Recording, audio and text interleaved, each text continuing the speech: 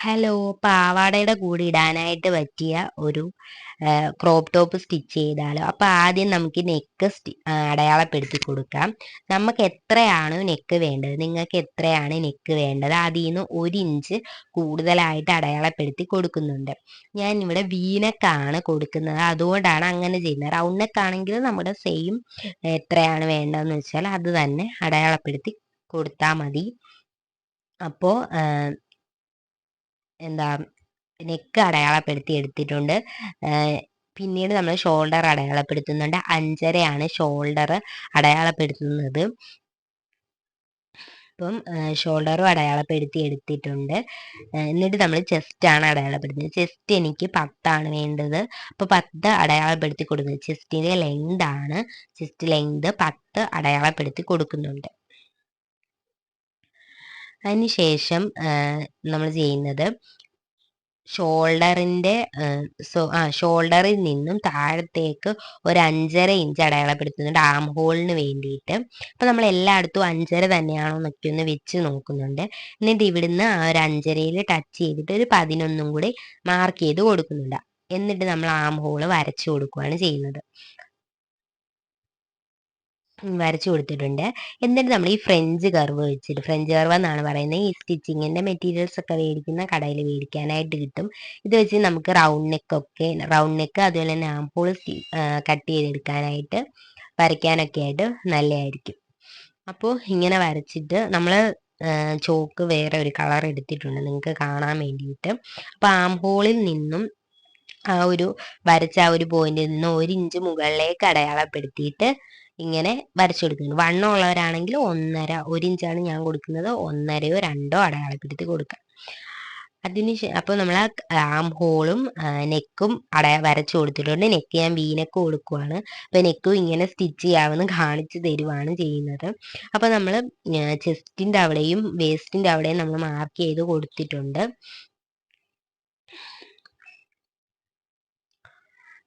അത് മാർക്ക് ചെയ്ത് കൊടുത്തിട്ടുണ്ട്. അതിനുശേഷം നമ്മൾ ചെസ്റ്റ് റൗണ്ട് അടയാളപ്പെടുത്തി കൊടുക്കുകയാണ്. ചെസ്റ്റ് റൗണ്ടിൽ നിന്നും 1 2 3 ഇഞ്ച് ഞാൻ തയ്യൽ തുമ്പിട്ട് കൊടുക്കുന്നുണ്ട്. കാരണം നമുക്ക് വേസ്റ്റ് വന്നു കഴിഞ്ഞാൽ കട്ട് ചെയ്ത് കളയാനായിട്ട് പറ്റും. അതായത് അധികം മെറ്റീരിയൽ വന്നു കഴിഞ്ഞിട്ടുണ്ടെങ്കിൽ നമുക്ക് കട്ട് ചെയ്ത് കളയാൻ പറ്റും. പക്ഷേങ്കിൽ നമുക്ക് കുറഞ്ഞു പോയി കഴിഞ്ഞാൽ ഒന്നും ചെയ്യാൻ പറ്റത്തില്ല. ഞാൻ ഇതിന് മുന്നേ ഒരു ബ്ലൗസ് സ്റ്റിച്ച് ചെയ്തപ്പോൾ എനിക്ക് ഇങ്ങനെ ഒരു അബദ്ധം പറ്റിയതായിരുന്നു.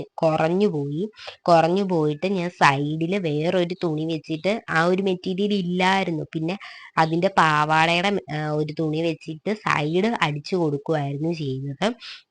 അപ്പൊ അങ്ങനെ പറ്റാതിരിക്കാൻ വേണ്ടിയിട്ടാണ് നമ്മൾ തയ്യൽ തുമ്പ് കുറച്ച് കൂട്ടിയിട്ട് കൊടുത്താലും കുഴപ്പമില്ല. പിന്നെ നമുക്ക് കട്ട് ചെയ്ത് കളയാം. കുറഞ്ഞു പോയി കഴിഞ്ഞാൽ ഒന്നും ചെയ്യാൻ പറ്റത്തില്ല. അപ്പൊ നമ്മൾ നീളം അടയാളപ്പെടുത്തിയിട്ടുണ്ട്. 17 അടയാളപ്പെടുത്തിയത്. 17 നീളം അടയാളപ്പെടുത്തി. എന്നിട്ട് എന്താ പറയുന്നത്, ആ ഒരു ചെസ്റ്റ് റൗണ്ട് മാർക്ക് ചെയ്തെടുത്തുകൂടെ അതൊന്ന് ചരിച്ച് വരച്ചു കൊടുക്കുന്നുണ്ട്. എന്നിട്ട് നമുക്ക് കട്ട് ചെയ്തെടുക്കാം. ഇത് ഈ ഒരു മെറ്റീരിയൽ 4ആയിട്ടാണ് മടക്കി ഇട്ടേക്കുന്നത്. 4ആയിട്ട് ബാക്കും ഫ്രണ്ടും കൂടെ വരുന്നത് 4ആയിട്ട് മടക്കിയിടും. ഫോൾഡ് ചെയ്തിരിക്കുന്ന സൈഡിലാണ് നമ്മൾ വരച്ചു കൊടുക്കുന്നത്. തിരിഞ്ഞു പോകാനായിട്ട് പാടില്ല. തിരിഞ്ഞു പോയി കഴിഞ്ഞിട്ടുണ്ടെങ്കിൽ നമ്മൾ കട്ട് ചെയ്യുമ്പോൾ നമുക്ക് 4 പീസ് കിട്ടും. ഇപ്പം നമുക്ക് 2 പീസാണ് കിട്ടുന്നത്, ബാക്കും ഫ്രണ്ടും. പക്ഷെ നമ്മളിത് തിരിച്ചിടുവാണെങ്കിൽ 4 പീസ് കിട്ടും. അപ്പം ആദ്യമായിട്ട് സ്റ്റിച്ച് ചെയ്യുന്നവർക്കൊക്കെ പറ്റുന്ന അബദ്ധങ്ങളാണ് ഇതൊക്കെ. അതുകൊണ്ടാണ് പറഞ്ഞു തരുന്നത്. അപ്പം എനിക്കും പറ്റിയിട്ടുണ്ട്. ഞാൻ ആദ്യമായിട്ടൊക്കെ സ്റ്റിച്ച് ചെയ്യുന്ന സമയത്ത് കൈയൊക്കെ വെട്ടുമ്പോഴാണ് കൂടുതലായിട്ടും അങ്ങനെ പറ്റിയിട്ടുള്ളത്. ഫോൾഡിന്റെ സൈഡിലല്ല, അത് ഇപ്പുറത്തെ സൈഡിൽ വരച്ചിട്ട് കട്ട് ചെയ്തെടുക്കുമ്പോൾ 4 പീസായിട്ടൊക്കെ കിട്ടിയിട്ടുണ്ട്. അതുകൊണ്ടാണ് ഇത് പറഞ്ഞു തരുന്നത്. അപ്പോൾ എപ്പോഴും ഫോൾഡിന്റെ സൈഡിൽ തന്നെ വരയ്ക്കാനായിട്ട് ശ്രദ്ധിക്കുക. കട്ട് ചെയ്തെടുക്കുന്നതിന് മുന്നേ അതൊക്കെ ഒന്ന് നോക്കുക. നമുക്കിനി കട്ട് ചെയ്തെടുക്കാം. അപ്പോൾ നമ്മൾ കട്ട് ചെയ്തെടുത്തിട്ടുണ്ട്. കട്ട് ചെയ്തിട്ട് ഇങ്ങനെ കിട്ടിയിട്ടുണ്ട്. ഇനി നമുക്ക് ബാക്ക് സൈഡിലെ നെക്കൊന്ന് വരച്ചു കൊടുക്കാം. നേരത്തെ അടയാളപ്പെടുത്തിയാണ് നെക്കിന്റെ ഇറക്കം ഞാൻ കൊടുക്കുന്നത് 5.5. വീതി നേരത്തെ അടയാളപ്പെടുത്തിയതുപോലെ തന്നെ 3.5 തന്നെ കൊടുക്കുന്നുണ്ട്. അതിനുശേഷം നമ്മളിങ്ങനെ ഒന്ന് വരച്ചും കൂടെ കൊടുത്തിട്ട് കട്ട് ചെയ്തെടുക്കുകയാണ് ചെയ്യുന്നത്. റൗണ്ട് നെക്കൊക്കെ കട്ട് ചെയ്യാൻ ആ ഒരു ഫ്രഞ്ച് കർവ് അടിപൊളിയാണ്. അപ്പം നമ്മളിങ്ങനെ കട്ട് ചെയ്തെടുത്തിട്ടുണ്ട്. ഇനി നമുക്ക് വീനക്ക് സ്റ്റിച്ച് ചെയ്യാനുള്ള സ്റ്റിഫ് കട്ട് ചെയ്തെടുക്കാം. അപ്പം സ്റ്റിഫ് വെച്ചിട്ട് വീനക്ക് സ്റ്റിച്ച് ചെയ്യുന്ന ഒരു വീഡിയോ ഞാൻ നേരത്തെ ഇട്ടിട്ടുണ്ട്. അത് കാണാത്തവരൊന്ന് കയറി കണ്ടു നോക്കുക. അപ്പം നമ്മൾ വീനക്കിന് വേണ്ടിയിട്ട് 3.5 നേരത്തെ നമ്മളെടുത്ത 3.5 തന്നെ അടയാളപ്പെടുത്തി കൊടുത്തിട്ടൊന്ന് വരച്ചു കൊടുക്കുന്നുണ്ട്. താഴത്തേക്ക് നമ്മൾ കൊടുക്കുന്നത് 5.5 അല്ല 6.5 നമ്മൾ അടയാളപ്പെടുത്തുന്നത്. 6.5 അടയാളപ്പെടുത്തിയിട്ട് ഒന്ന് വരച്ചു കൊടുക്കും. നമുക്ക് 5.5 വേണ്ടത്, 6.5 എടുക്കുന്നുണ്ട്. എന്നിട്ട് വി നെക്ക് വരച്ചു കൊടുത്തിട്ട് 1 ഇഞ്ച് അകലത്തിൽ ഒരു ലൈനും കൂടി ഇട്ട് കൊടുക്കുന്നുണ്ട്. അതിനുശേഷം നമ്മൾ കട്ട് ചെയ്തെടുക്കുകയാണ് ചെയ്യുന്നത്. കട്ട് ചെയ്തെടുത്തിട്ടുണ്ട്. അതിന് ഈ ഒരു പോർഷനും കൂടെ കളി. ഈ സ്റ്റിഫൊക്കെ ആദ്യമായിട്ട് കട്ട് ചെയ്യുമ്പോൾ സംശയമാണ് ഏതാണ് എടുക്കേണ്ടത്, നമ്മളിപ്പോൾ കട്ട് ചെയ്ത ആ പോർഷൻ ആണോ എടുക്കേണ്ടത്, അത് ഈ ഒരു കൈ ഇരിക്കുന്നതാണോ എന്നൊക്കെ സംശയമാണ്. അപ്പം ഇതാണ് എടുക്കേണ്ടത്. അപ്പം നമ്മുടെ വീനക്ക് റെഡി ആയിട്ടുണ്ട്. ഇനി നമുക്ക് നല്ല തുണിയിലും കൂടി ഒന്ന് കട്ട് ചെയ്തെടുക്കാം. അപ്പം നല്ല തുണിയിൽ കട്ട് ചെയ്യുമ്പോൾ ഒന്ന് മുറിച്ചിട്ട് ഞാൻ ഈ നല്ല തുണിയിൽ കട്ട് ചെയ്തപ്പോൾ 1 മീറ്റർ വേണ്ട നമുക്ക് മെറ്റീരിയൽ എന്ന് മനസ്സിലായത്. അപ്പോൾ അധികം വന്നിട്ടുണ്ടായിരുന്നു മെറ്റീരിയൽ. അപ്പം നല്ല തുണിയിലും കൂടി ഒന്ന് കട്ട് ചെയ്തെടുക്കുന്നുണ്ട്. അതും 4 തന്നെ മടക്കിയിട്ടിട്ടാണ് കട്ട് ചെയ്ത് എടുക്കുന്നത്.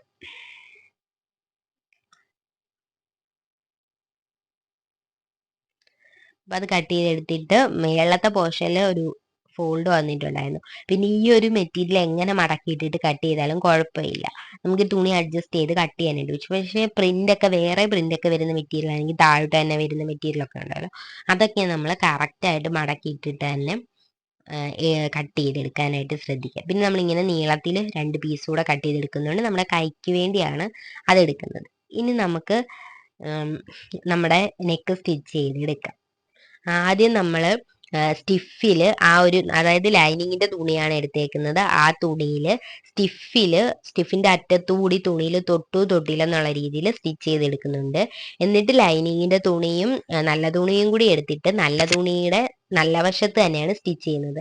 ഇപ്പം നമ്മൾ സ്റ്റിച്ച് ചെയ്തത് സ്റ്റിഫിൽ തൊടാതെ തുണിയിലാണ് സ്റ്റിച്ച് ചെയ്തത്. എന്നിട്ട് കട്ട് ചെയ്തെടുത്തിട്ട് തിരിച്ചിട്ടടിക്കുന്നുണ്ട്. പിന്നെ നമ്മൾ ബാക്ക് സൈഡും കൂടെ ഒന്ന് അടിച്ചു കൊടുക്കുന്നുണ്ട്. വീനൊക്കെ സ്റ്റിച്ച് ചെയ്യുന്ന വീഡിയോ, സ്റ്റിഫ് വെച്ചിട്ട് സ്റ്റിച്ച് ചെയ്യുന്ന വീഡിയോ ഞാൻ സെപ്പറേറ്റ് ഇട്ടിട്ടുണ്ട്. നിങ്ങൾ കാണാത്തവരതൊന്ന് കയറി കണ്ടു നോക്കുക. കാര്യം എന്ന് വെച്ചാൽ ഇതിൽ കുറച്ച് സ്പീഡ് കൂടിപ്പോയി അത് സ്റ്റിച്ച് ചെയ്യുന്നത്. അതുകൊണ്ട് നിങ്ങൾ അതൊന്ന് കയറി കണ്ടു നോക്കുക. അപ്പോൾ ബാക്ക് നെക്കും കൂടി സ്റ്റിച്ച് ചെയ്ത് എടുത്തിട്ടുണ്ട്.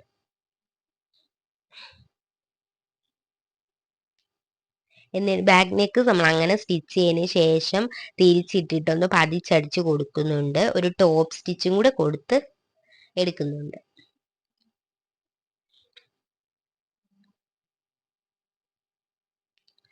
ഓക്കെ,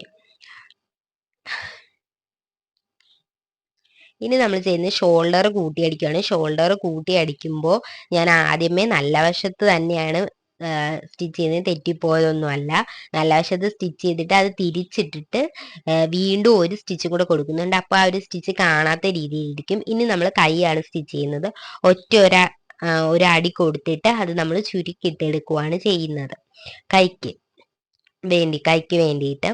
അപ്പോൾ ഞാൻ കൈയും വെച്ചു. അത് കഴിഞ്ഞ് കൈ വെച്ച് അത്രയേ ഉള്ളൂ വീഡിയോ. നമ്മൾ സൈഡ് അടിക്കുന്നതിൻ്റെ ഒന്നും വീഡിയോ എടുക്കാനായിട്ട് പറ്റിയില്ല. അപ്പോഴത്തേക്ക് നമ്മുടെ ഗാലറി ഫുള്ളായിട്ട് പിന്നെ വീഡിയോ എടുക്കാൻ പറ്റാതായിപ്പോയി.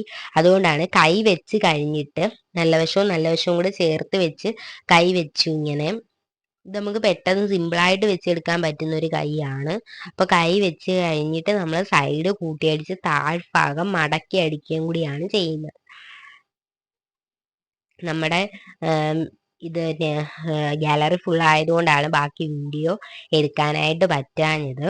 അപ്പം നിങ്ങൾക്ക് ഞാൻ പറഞ്ഞു തന്ന കാര്യങ്ങൾ മനസ്സിലായെന്നുണ്ടെങ്കിൽ നിങ്ങളൊന്ന് കമൻറ്റ് ചെയ്ത് പറയാം. കാരണം ഞാൻ ആദ്യമായിട്ടല്ല, ഞാൻ നേരത്തെ ഇങ്ങനെ പറഞ്ഞു തരുന്ന വീഡിയോസ് ഇട്ടിട്ടുണ്ട്. പക്ഷെ ഇങ്ങനെ ഒരു ടോപ്പ് ഫുള്ളായിട്ട് സ്റ്റിച്ച് ചെയ്യുന്ന വീഡിയോ ഒക്കെ ആദ്യമായിട്ടാണ് ഇടുന്നത്. അപ്പം നിങ്ങൾക്ക് ഞാൻ പറഞ്ഞ കാര്യങ്ങളൊക്കെ മനസ്സിലായിട്ടുണ്ടെങ്കിൽ ഒന്ന് കമൻറ്റ് ചെയ്ത് പറയുക. പിന്നെ ഇതാണ് നമ്മുടെ ഉടുപ്പിന്റെ ഫൈനൽ ഒറിജിനൽ ലുക്ക് വരുന്നത്. പിന്നെ നിങ്ങൾക്ക് ഈ ഒരു ഉടുപ്പ് തയ്ച്ച മെറ്റീരിയൽ വേണമെന്നുണ്ടെങ്കിൽ താഴെ ഒരു നമ്പർ കൊടുത്തേക്കാം. ആ നമ്പറിൽ മെസ്സേജ് അയക്കുക, അല്ലെങ്കിൽ ഇൻസ്റ്റഗ്രാം പേജിൽ ഒരു മെസ്സേജ് അയച്ചാലും മതി. പിന്നെ ഈ പാവാടയുടെ മെറ്റീരിയൽ നമ്മുടെ കയ്യിൽ അവൈലബിൾ ആയിട്ടുണ്ട്. പാവാടയുടെ മെറ്റീരിയൽ സെറ്റിന്റെ മെറ്റീരിയലാണ്. പോർഷനിൽ താഴ്വശത്ത് പ്രിന്റ് വരുന്ന മെറ്റീരിയലാണ്. നമുക്ക് സ്റ്റിച്ച് ചെയ്ത് നമ്മൾ കൊടുക്കുന്നുണ്ട്. പിന്നെ ഹാൻഡ് എംബ്രോയ്ഡറി വല്ലതും വേണമെങ്കിൽ നമ്മൾ അങ്ങനെയും ചെയ്ത് കൊടുക്കുന്നുണ്ട്. അപ്പോൾ ആർക്കെങ്കിലും താല്പര്യം ഉണ്ടെങ്കിൽ മെസ്സേജ് അയക്കുക. ഇഷ്ടപ്പെട്ടില്ലേ കമന്റ് ചെയ്യുക.